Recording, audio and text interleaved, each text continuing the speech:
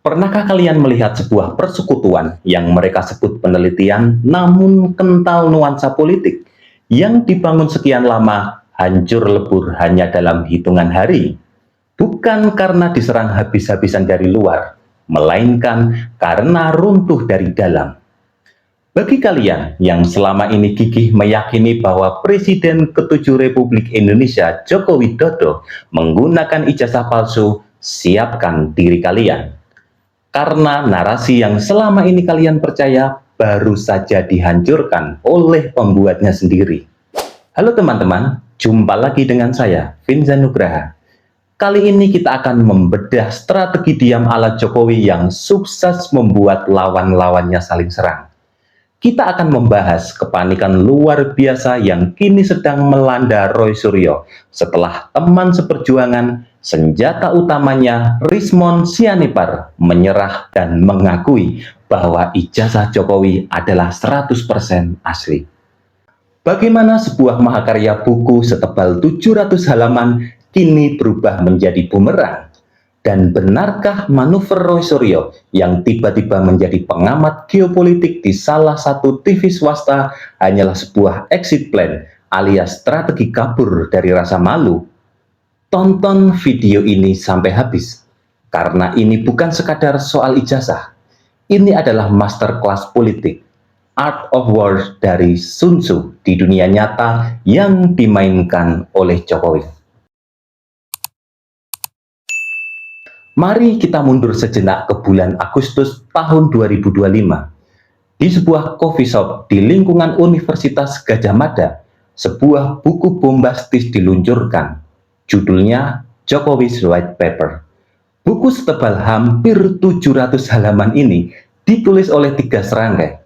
Roy Suryo, sang ahli telematika, Dr. Tifa, sang ahli neuroscience, dan Rismon Sianipar, sang pakar digital forensik. Dari judulnya saja sudah membuat orang awam akan bergidik, apalagi yang dibongkar bukan sekelas camat atau bupati, namun Presiden ke-7 Republik Indonesia yang memimpin negara ini selama 2 periode. Kesimpulan buku itu sangat berani. Skripsi dan ijazah Jokowi diklaim 99,9% palsu. Buku itu bahkan dicetak eksklusif dan rencananya disebar ke 25 negara. Para pembenci Jokowi bersorak, mereka merasa kemenangan sudah di depan mata. Namun, kejutan besar terjadi di bulan Maret 2026. Rismon Sianipar, sang pakar forensik yang menjadi tulang punggung data dari buku tersebut, memutar arah 180 derajat. Bisa dibayangkan, dari 700 lembar buku Jokowi's White Paper, Rismon menulis 400 halaman lebih, dan Rismon mengklaim Roy Suryo hanya berkontribusi 50 halaman saja. Sisanya dari Dr. Tifa. Jadi kekuatan utama dari isi buku yang diklaim sebagai penelitian tersebut adalah Rismon, sang ahli digital forensik.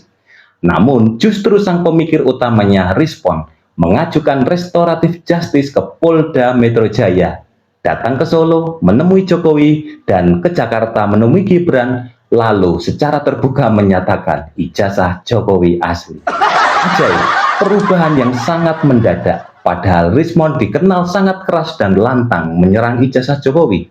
Rismon mengaku telah menguji ulang temuannya dengan 3 variabel baru, geometri, translasi rotasi, dan pencahayaan. Hasilnya mengoreksi total tuduhan awalnya. Rismon bahkan menantang balik Roy Suryo untuk berhenti menyembunyikan kebenaran. Waduh, kayeng tenang. Bayangkan, jika kamu adalah Roy Suryo, kamu merilis buku yang mayoritas isinya bersandar pada analisis digital Rismon, lalu tiba-tiba Rismon sendiri yang merobek-robek kredibilitas analisis tersebut.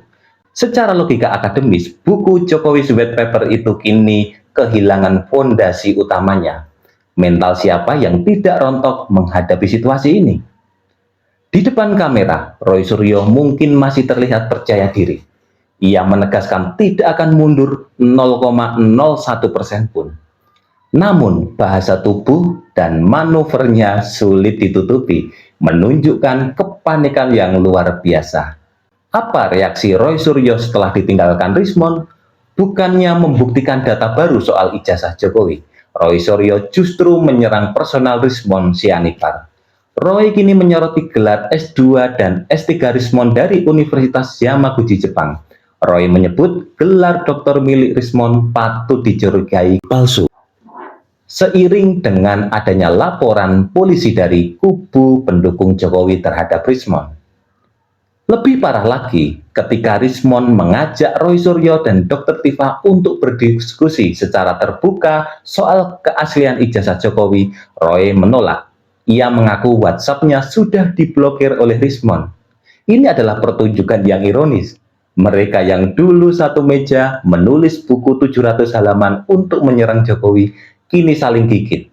Roy Suryo sedang berusaha melakukan karakter assassination atau pembunuhan karakter terhadap Rismon. Tujuannya satu, jelas saja. Jika publik tidak percaya pada Rismon, maka pencabutan kesaksian Rismon soal ijazah Jokowi dianggap tidak valid.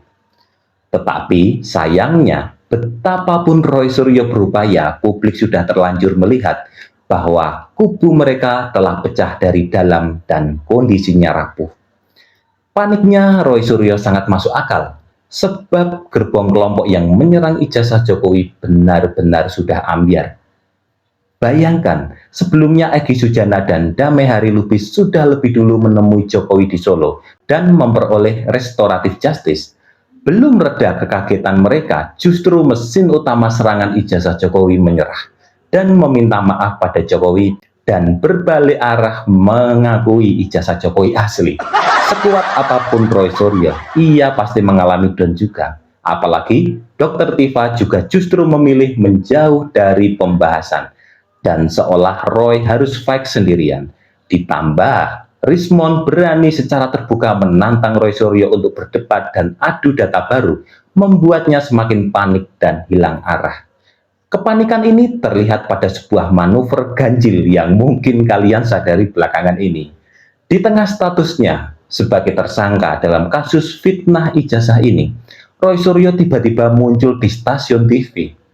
Namun, bukan untuk membahas telematika, bukan untuk membahas ijazah, bukan membahas Rismon, melainkan sebagai pengamat geopolitik Timur Tengah. Dalam dunia strategi komunikasi politik, ini dinamakan distraction atau pengalihan isu, sekaligus bisa menjadi opsi untuk exit plan. Roy Suryo sangat sadar bahwa terus-terusan membahas ijazah Jokowi sama dengan bunuh diri. Apalagi Rismon yang memegang data forensiknya kini berpotensi menyerang balik dan membongkar dapur pembuatan buku mereka. Menurut saya, Roy sangat mungkin takut rahasia di balik narasi yang mereka bangun terungkap ke publik.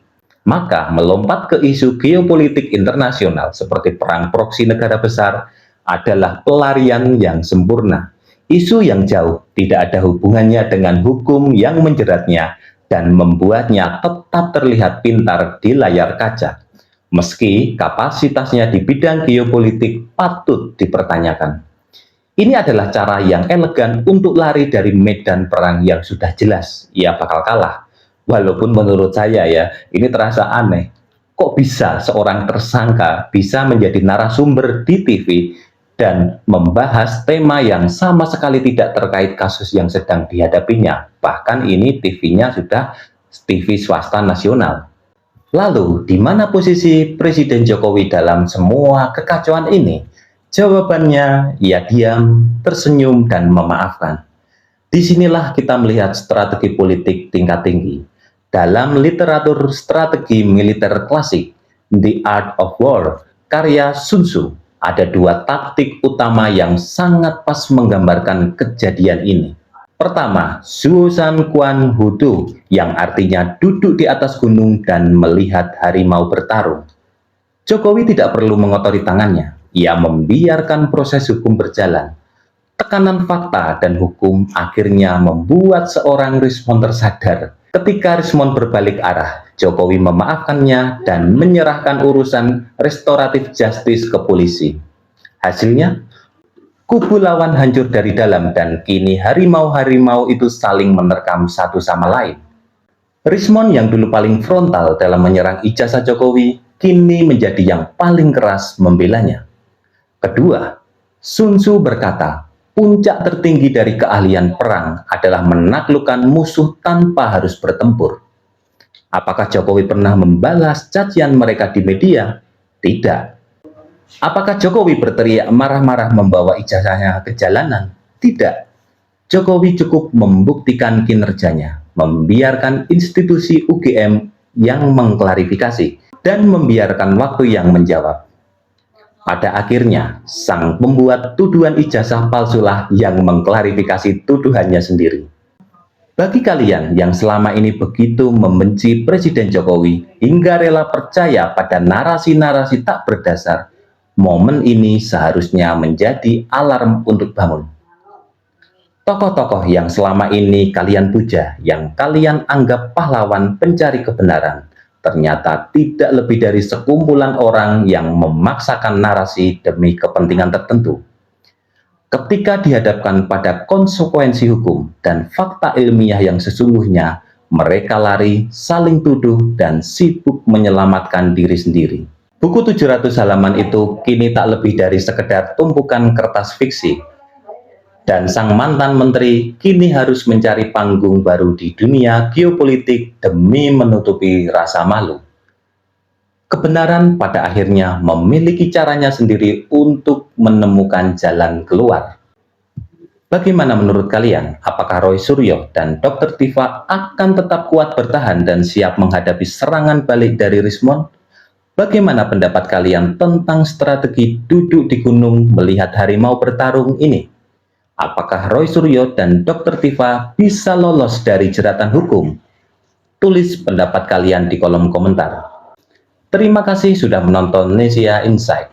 Jangan lupa like, subscribe, dan bunyikan lonceng agar tidak ketinggalan pembahasan terbaru berikutnya.